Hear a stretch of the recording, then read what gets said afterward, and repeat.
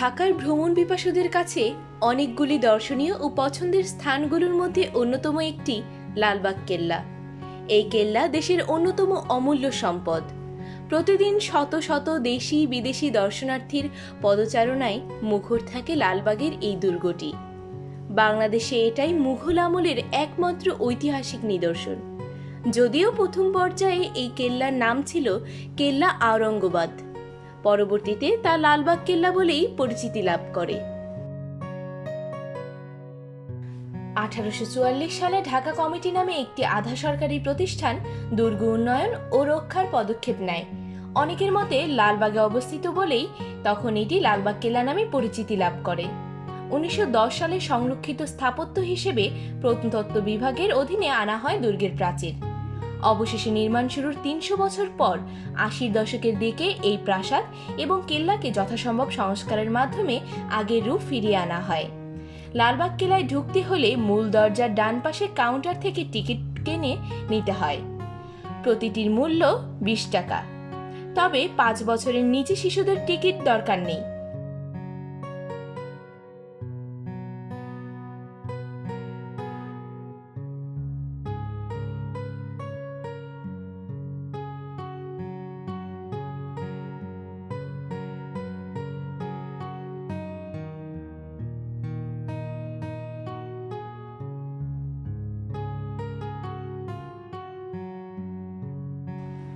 এটি মূলত পরিবেবীর সমাধি। এখানে রয়েছে 3টি বিশাল দরজা। এর মধ্যে বর্তমানে জনসাধারণ ও দর্শনার্থীদের সুবিধার্থে কেবল একটি ফটক খোলা রয়েছে। এখান দিয়ে ঢুকে সোজা তাকালে চোখে পড়ে পরিবেবীর মাজার। তার সমাধিসৌধের কেন্দ্রীয় কক্ষের উপরের গম্বুজ একসময় স্বর্ণখচিত ছিল, কিন্তু এখন আর তা তেমন নেই। তামার পাত দিয়ে মুড়িয়ে দেওয়া হয়েছে পুরো গম্বুজ। স্থাপনাটির অভ্যন্তর সাদা মার্বেল পাথরে ঢাকা। মার্বেল পাথর, কোষ্টি পাথর ও বিভিন্ন রঙের ফুল পাতা সুশোভিত চাকচিক্যময় টালি দিয়ে আভ্যন্তরীণ 9টি কক্ষ অলঙ্কৃত করা হয়েছে এই প্রাসাদটিতে। পরিবেবীর আরেক নাম ইরান দুখত রহমত বানু। তার সঙ্গে শাহজাদা আজম শাহের বিয়ে ঠিক হয়েছিল 1664 সালের 3রা মে। মাঝের একটি চতুষ্কোণা আকৃতির ঘরে পরিবেবীর সমাধিস্থলটি দেখা যায়। এছাড়া আরও আছে 8টি ঘর। স্থাপনাটির ছাদ করবেল পদ্ধতিতে কোষ্টি পাথরে তৈরি এবং 4 কোণে 4টি অষ্টকোণ মিনার এবং মাঝে একটি অষ্টকোণ গম্বুজ রয়েছে। লালবাগ কেল্লার অভ্যন্তরে হাম্মামখানা সহ একটি সুরমা দ্বিতল দরবার হল আছে। এর মধ্যে নিচতলার আকর্ষণ হলো হাম্মামখানা। এটি মূলত সুবেদারদের বাসভবন হিসেবে ব্যবহৃত হতো। ওপরের তলায় বসত দিওয়ানে আমির অর্থাৎ বেচারালয়। শায়েস্তা খাঁ এখানে থাকতেন এবং সমস্ত রাজকার্য পরিচালনা করতেন। লালবাগ কেল্লার 3টি স্থাপনার মধ্যে এটি অন্যতম। এখানেই পরিবেবী সমাহিত আছেন। মেয়ের স্মরণে এই মনোমুগ্ধকর মাজার নির্মাণ করেন শায়েস্তা খাঁ। অসমাপ্ত অবস্থায় রাখায় দুর্গটি পরিত্যক্ত হয় পরবর্তী সময়ে। কন্যা পরিবেবীর মৃত্যুর পরই মূলত প্রাসাদ নির্মাণ স্থগিত রাখার সিদ্ধান্ত নেন শায়েস্তা খাঁ। তারপর এই দুর্গ নিয়ে বিরূপ ধারণা জন্ম নেয় সবার মধ্যে। কেল্লাটিকে অপয়া ভাবা শুরু হতে থাকে ওই সময় থেকে।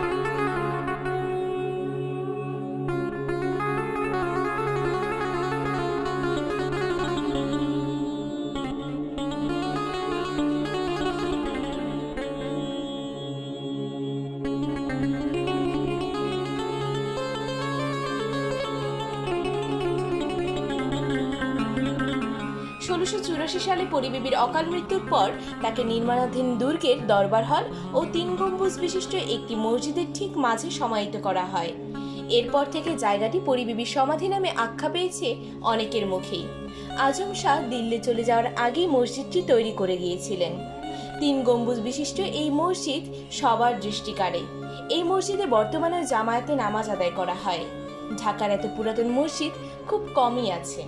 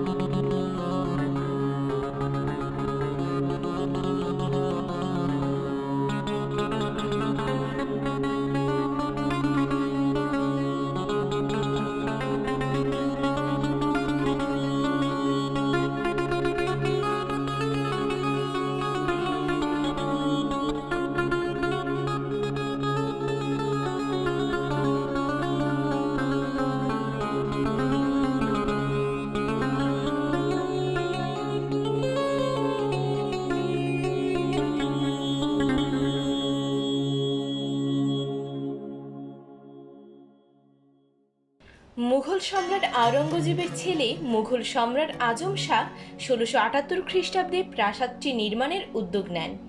যদিও তিনি খুব কম সময়ের জন্য বাংলার সিংহাসনে বসেছিলেন, তিনি লালবাগ কেল্লার নির্মাণ শুরুর 1 বছরের মাথায় বাবার ডাকে দিল্লি ফিরে যান। এই কারণে দুর্গের কাজ বন্ধ হয়ে যায়। এই দুর্গের কাজ আদৌ সম্পন্ন হবে কিনা তা নিয়ে সংশয় তৈরি হয়েছিল।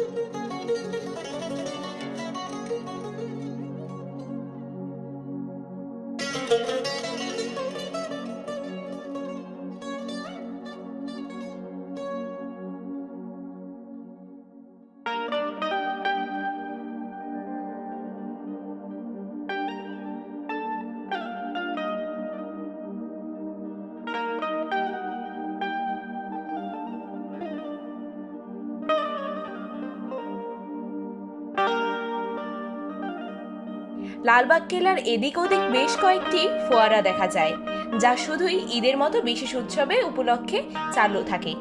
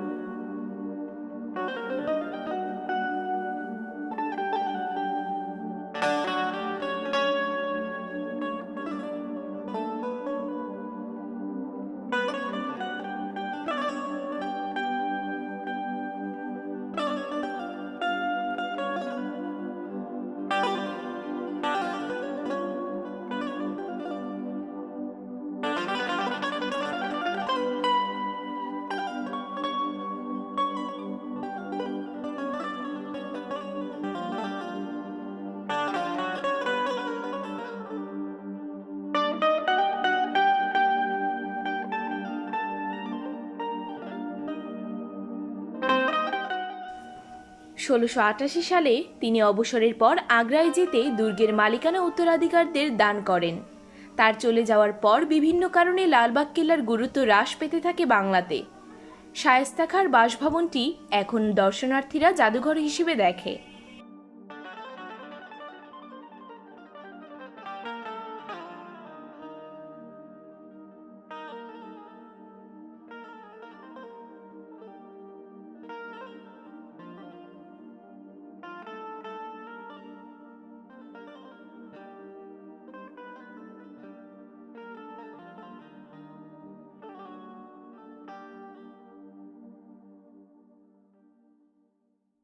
এখানে তখনকার সময়ের ব্যবহার্য অনেক কিছুই আছে।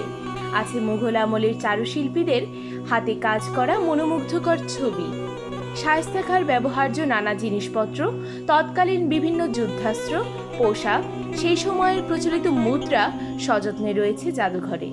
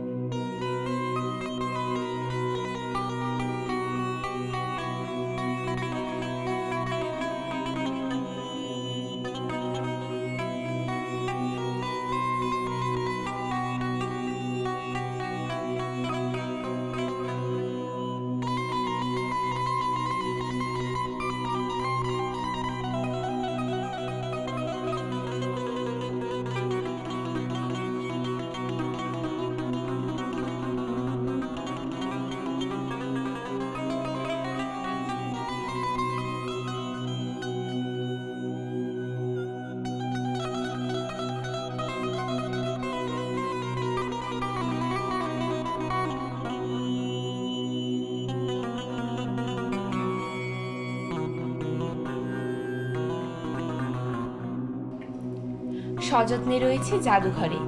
কেল্লার আরেক আকর্ষণীয় নিদর্শন দক্ষিণ পূর্ব তোরণ। এতে রাজকীয় জৌলুস বিদ্যমান। তিনতলা তোরণটির সম্মুখভাগের শীর্ষে দুদিকে দুটি সরু মিনার সুশোভিত। ভিতরের দিকে দুপাশে সিঁড়ি দিয়ে উপরে ওঠার ব্যবস্থা আছে। তোরণের উপরের দিকে প্রবেশের জন্য রয়েছে বড় আকারের খিলান দরজা। এর ছাদের তলদেশ অর্ধগম্বুজাকৃতির, ভেতরের অংশ কক্ষের আদলে বানানো।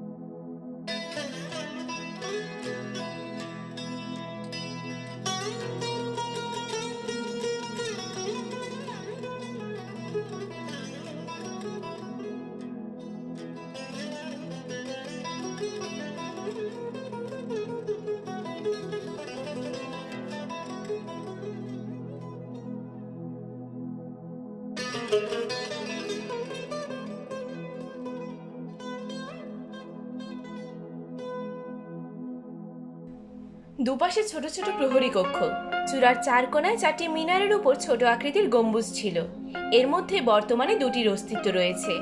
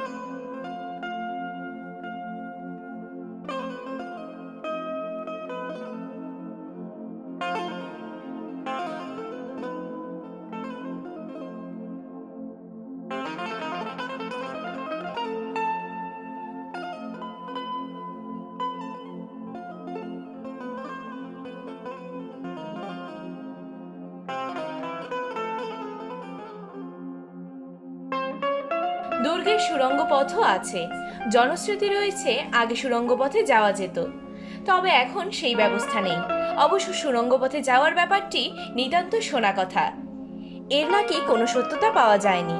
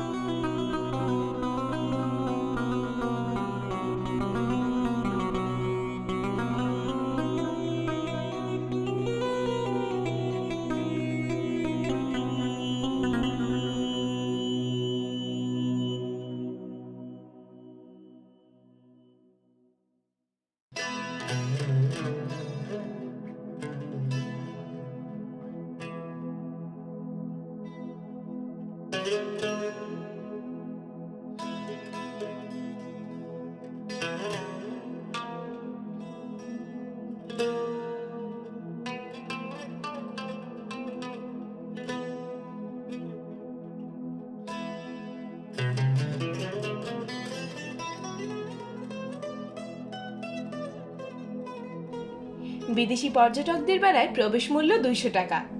গ্রীষ্মকালে সকাল 10টা থেকে সন্ধ্যা 6টা পর্যন্ত লালবাগ কেল্লা খোলা থাকে। শীতের মৌসুমে সকাল 9টা থেকে বিকাল 5টা পর্যন্ত দর্শনার্থীরা দুর্গ ঘুরে দেখতে পারেন। দুটি ঋতুতেই দুপুর 1টা থেকে 1:30টা পর্যন্ত বন্ধ রাখা হয় দর্শনীয় স্থানটি। আর সব সময়ের জন্য শুক্রবারে জুমার নামাজের জন্য 12:30টা থেকে 3টা পর্যন্ত বন্ধ রাখা হয় কেল্লা।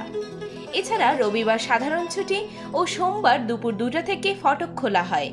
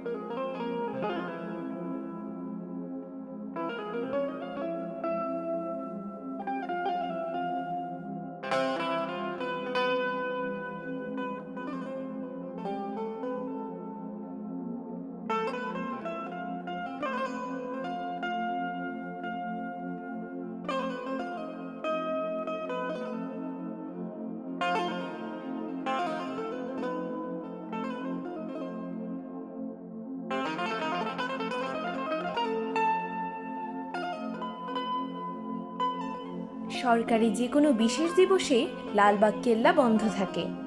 ঢাকার যে কোনো প্রান্ত থেকে বাস, সিএনজি বা ট্যাক্সি যোগে আজিমপুর বাস স্ট্যান্ডে নেমে রিকশায় করে লালবাগ কেল্লায় যাওয়া যায়। রিকশা ভাড়া 20 থেকে 25 টাকা হতে পারে। দর্শনার্থীর ইচ্ছে হলে হেঁটেও চলে যেতে পারেন ঐতিহাসিক লালবাগ কেল্লাতে। লালবাগ কেল্লা সংলগ্ন কেল্লার বাইরে বেশ কিছু ভালো মানের রেস্তোরাঁ রয়েছে। এখানকার রেস্তোরাঁগুলোতে পুরান ঢাকার ঐতিহ্যবাহী খাবার পাওয়া যায়। চাইলে দর্শনার্থীরা এখান থেকে খাবার গ্রহণ করতে পারেন। আপনার ভ্রমণ হোক নিরাপদ ও আনন্দদায়ক।